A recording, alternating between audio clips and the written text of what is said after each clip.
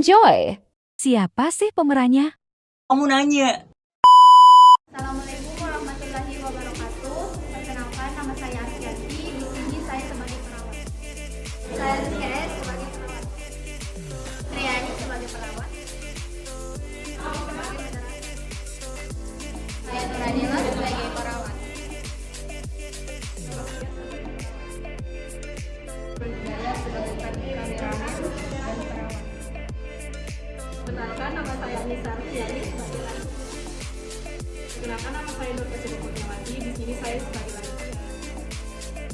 Saya Priyanti sebagai lansia. Nama saya Faisal. Saya korban lansia. Perkenalkan, nama saya Zeni Rashid. Di sini saya berperan sebagai lansia.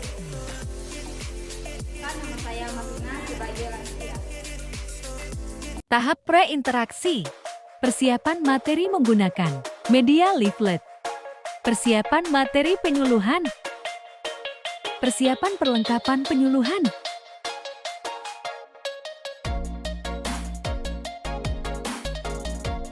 Persiapan tempat penyuluhan.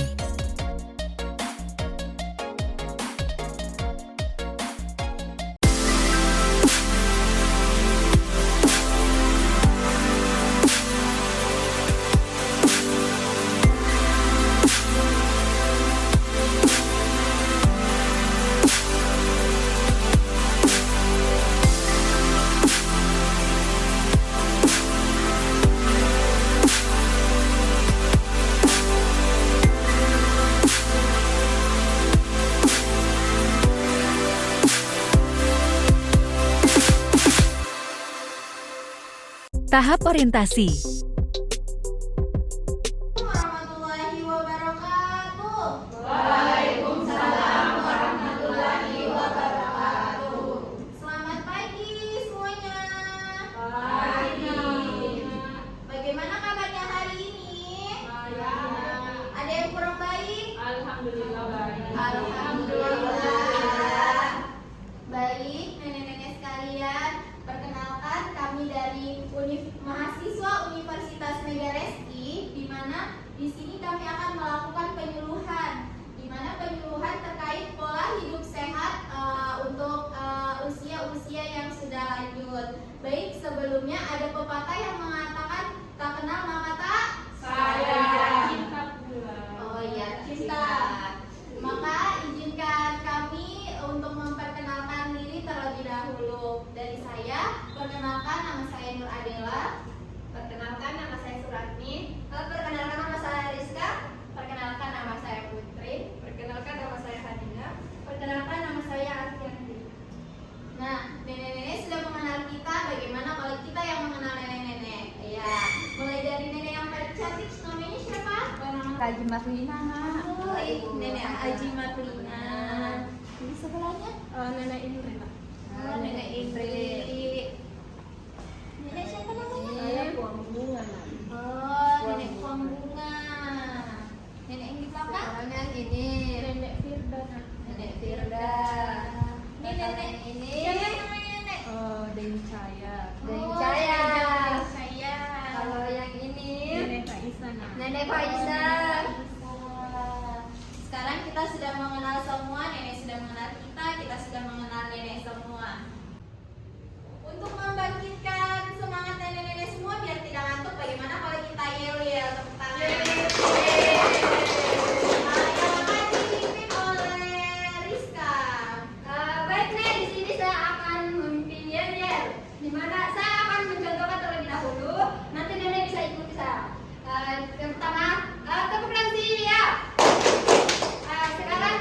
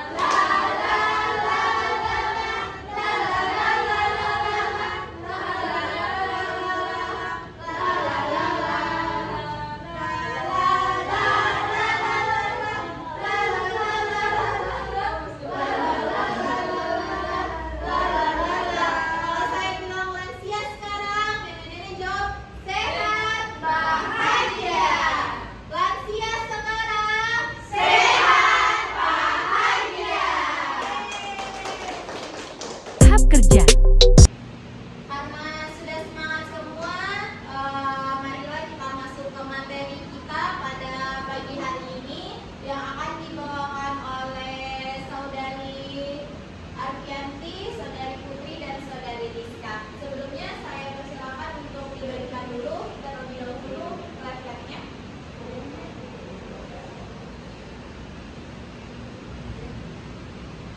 Untuk mempersingkat waktu, saya persilakan kepada Saudari Bia untuk memaparkan materi penyuluhan pada pagi hari.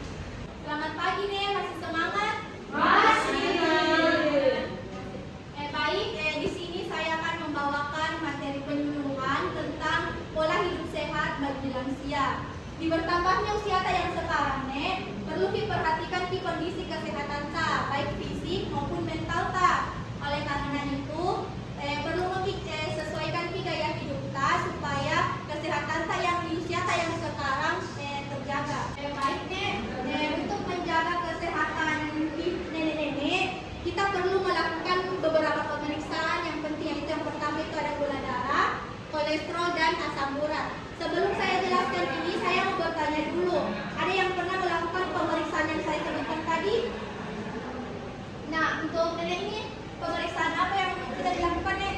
Pernah Kak, pemeriksaan gula darah? Pernah. Kalau boleh tahu, Nek, berapa gula darah tak yang terakhir diperiksa? Lupa nih, kira-kira itu 250 kan? 250. Baik, untuk nenek saya bisa tahu pemeriksaan apa yang sudah dilakukan, Nek? Pemeriksaan kolesterol, nah karena selalu tinggi tekanan darahku, jadi selalu disarankan untuk periksa kolesterol di puskesmas. Kalau boleh tahu, Nek, berapa terakhir kolesterol tak waktu periksa? Terakhir itu agak tinggi lagi karena sudah kan makan coto. Oh, Jadi pergi ke di puskesmas, nah bilang itu anunya agak tinggi, nah jangan dulu makan coto. Jadi tidak aku makan lagi coto. untuk nenek Faisa, pemeriksaan apa, Nek? Kemarin seingat saya periksa asam urat. Berapa terakhir asam urat, Pak? Kalau tidak salah 10. Oh, 10. Ternyata di sini ada beberapa yang tinggi gula darahnya, kolesterolnya, sama asam uratnya, Di. Baik. Kalau begitu saya akan menjelaskan berapa nilai normal dari gula darah, kolesterol, dan asam urat. Yang pertama yaitu gula darah, yang dimana nilai normal gula darah untuk para lansia seperti nenek-nenek ini yaitu 70 sampai 130 mg per desiliter. Itu sebelum makan. Dimana penting untuk kita mengkonsumsi jumlah makanan yang seimbang dengan energi yang dibutuhkan untuk terhindar dari penyakit seperti penyakit diabetes mellitus atau biasa disebut dengan penyakit gula darah. Dan yang kedua yaitu kolesterol, di mana nilai normal untuk kolesterol yaitu lebih dari 200 mg per desiliter, yang dimana itu yang sudah direkomendasikan. Kemudian pemeriksaan yang ketiga yaitu asam urat, yang dimana normalnya itu 1,5 sampai 6,0 mg per desiliter, yaitu untuk perempuan, sedangkan untuk laki-laki yaitu 2,5 sampai 7,0 mg per desiliter. Jadi untuk menjaga gula darah, kolesterol, dan asam urat nenek-nenek harus memperhatikan pola makannya. Untuk materi selanjutnya akan dibawakan oleh Saudari Putri. Saya persilakan. Nah, tadi teman saya sudah menjelaskan hal-hal yang kemudian yang perlu diperiksakan untuk usia ta. Nah, yang selanjutnya juga yang perlu diperhatikan hobi atau aktivitas yang biasa yang suka dilakukan. Misalnya hobi masak, hobi menjahit. Ada yang hobi masak di sini? Saya. Hobi menjahit ada? Saya. Oh ya. Jadi untuk hobi itu bisa kemudian meningkatkan dan menjaga kesehatan kita dan menjaga mental dan juga bisa menjaga mood kita. Jadi biasanya tuh kalau misal orang tua sama di sini yang suka marah-marah ke cucunya. Nah, ternyata itu juga bisa disebabkan karena usia. Jadi kalau misal hobi, kita bisa meningkatkan mood kita agar kemudian mood kita tidak gampang rusak, kita tidak kemudian mudah marah. Kita bisa mengalihkan itu semua dengan di hobi kita atau kesukaan kita masing-masing. Misalnya kita suka menjahit, nah kita bisa menggunakan waktu luang kita untuk kemudian menjahit. Nah selanjutnya itu kita juga bisa melakukan pemeriksaan rutin. Nah tadi sudah jelaskan bahwasanya untuk usia lanjut itu tentu rata kemudian ada keluhannya, ada sini yang suka mengeluh sakit pinggang mungkin, atau lehernya tegang. Nah itu mungkin salah satu ada yang tidak normal dari pemeriksaan gula mungkin, kolesterol, asam urat. Jadi penting untuk kemudian kita periksa rutin. Nah untuk kemudian juga kita perlu periksa rutin supaya kita tahu apa kemudian makanan yang tidak boleh kita konsumsi secara berlebihan, apa yang kemudian kita perlu kurangi. Jadi itu kemudian penting untuk kita lakukan. Nah yang selanjutnya itu kita perlu bahagia. Di usia yang sekarang kemudian kita kemudian perlu menjaga mood kita, kita kemudian perlu menjaga suasana hati kita agar tetap sehat. Jadi tidak hanya kemudian menjaga pola makan, tapi suasana hati juga kita perlu jaga, karena penyakit itu bukan hanya dari segi makanan yang kita konsumsi kemudian terlalu berlebihan, tapi penyakit bisa muncul karena kemudian kita stres, kita suka marah-marah, itu kemudian bisa menimbulkan penyakit. Jadi kita harus tetap bahagia, kita kemudian harus menjaga mood kita ataupun perasaan kita. Nah yang selanjutnya itu olahraga. Sampai sini suka olahraga? Yang kapan terakhir olahraga? Tadi pagi. Ada yang tadi pagi. Kemarin ada juga ya sama. Oke, jadi olahraga itu juga penting kemudian untuk kita lakukan untuk menjaga kesehatan. Nah, selanjutnya itu makanan bergizi. Jadi kalau misalnya kita sudah periksa yang tadi, periksa gula, periksa kolesterol, asam urat, kita tentu harus menjaga pola makan. Mungkin ada yang perlu dikurangi, ada yang kemudian yang perlu ditambah. Jadi untuk usianya ini, untuk usia anak kemudian itu tidak boleh makan asal makan, tidak boleh sembarangan dimakan, apalagi dengan jumlah yang berlebihan. Makanya perlu dilakukan pemeriksaan rutin supaya kita tahu apa yang harus dikurangi dan apa yang harus kemudian ditambah dan apa yang harus dipertahankan porsinya. Nah kemudian itu istirahat. Bagaimana tidur tak? Bagus sih, tidak ada dia suka terbangun tengah malam ataupun kita. Kapan mulai jam berapa kita bisa tidur? Biasa kan jam 1 tidur. Oh jam 1 baru tidur Ki. Kenapa bisa? Jadi kalau kita tidur di jam 1 bangun ke jam berapa? Biasa jam 4:30 bang. Jam 4:30 deh. Oh, iya. Jadi istirahat itu juga penting. Jadi harus juga cukup waktu tidur tak. Nah jadi kita itu harus tetap sehat walaupun usia kita kemudian sudah tua. Jadi tentu seiring bertambahnya usia akan ada kemudian penurunan ataupun fungsi. Jadi kalau misal tua mungkin yang awalnya bisa naik tangga, jadinya kemudian tidak bisa maki, itu hal yang wajar. Yang awalnya mungkin bisa jalan sampai 1 kilo, tidak ngos-ngosan, pada akhirnya di usia sekarang tidak bisa maki terlalu banyak jalan. Biasa mungkin yang biasanya mungkin sering banyak aktivitas jalan ke sana kemari, dan sekarang pasti tidak bisa maki kemudian seperti itu yang seperti yang dulu. Jadi itu hal yang wajar untuk kemudian dirasakan di usia tak sekarang. Jadi dan juga pasti akan rentan itu dapat penyakit karena sistem pertahanan tubuh itu kemudian akan menurun. Jadi kita perlu menjaga kesehatan kemudian agar tetap sehat dengan cara menjaga makanan, menjaga pola makan, rutin melakukan pemeriksaan, dan tentu olahraga dan istirahat yang cukup untuk kemudian kita tetap sehat di usia yang sekarang. Itulah pemaparan materi yang disampaikan oleh mahasiswa Universitas Megareski. Saya buka sesi tanya jawab. Apakah di sini ada nenek-nenek yang ingin bertanya atau ada yang kurang dipahami? Iya, nenek yang di belakang. Ini kan kolesterolku selalu tinggi dan selalu pegal di belakangku, pundakku selalu tegang.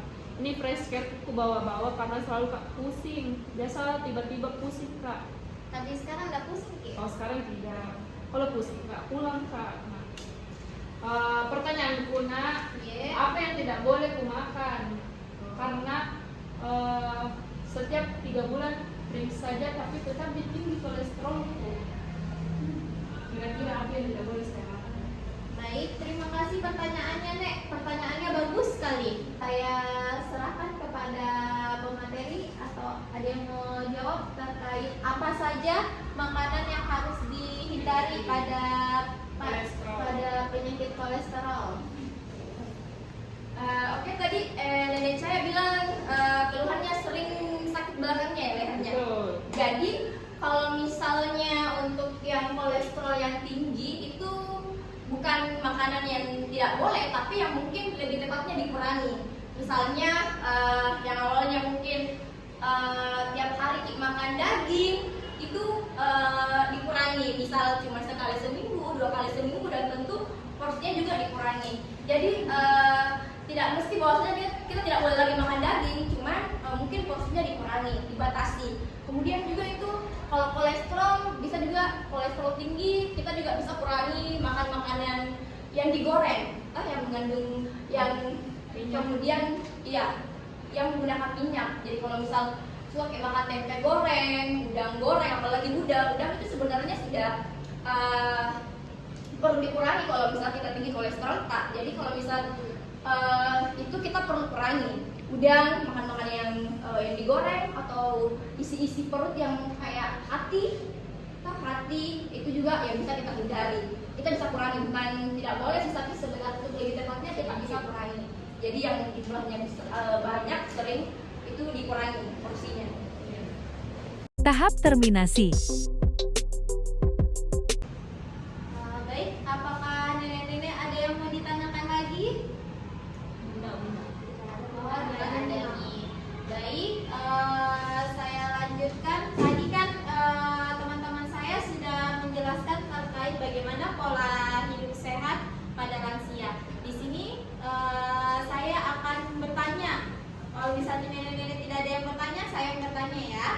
Di sini saya tanyakan, tadi kan ada pemeriksaan yang harus dilakukan. Ada 3 pemeriksaan. Ada yang bisa sebutkan pemeriksaan apa saja itu? Baik, nenek yang pakai baju warna kuning tadi terlebih dahulu angkat tangan. Oh iya, jadi pemeriksaan gula darah, asam urat, dan kolesterol. Ya, tadi sudah disebutkan sama nenek. Ya, semuanya bisa diulangi. Tadi pemeriksaan apa yang pertama?